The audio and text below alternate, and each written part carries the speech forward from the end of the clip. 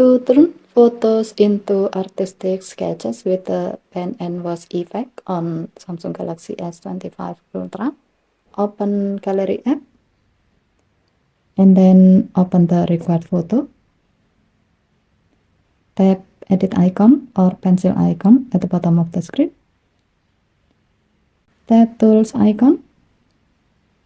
Next, swipe the icon area to the left and then tap style. And then swipe the style thumbnail section to the left until you find pen and wash.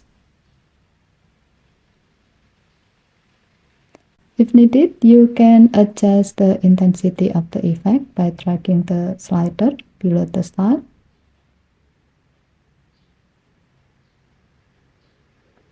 The higher the intensity, the more pronounced the sketch-like details and watercolor style shading become.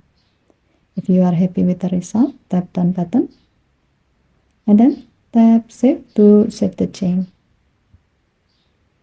As you can see, the pen and wash effect has been added to your photo and transform it into artistic masterpiece by giving it a beautiful hand-drawn touch.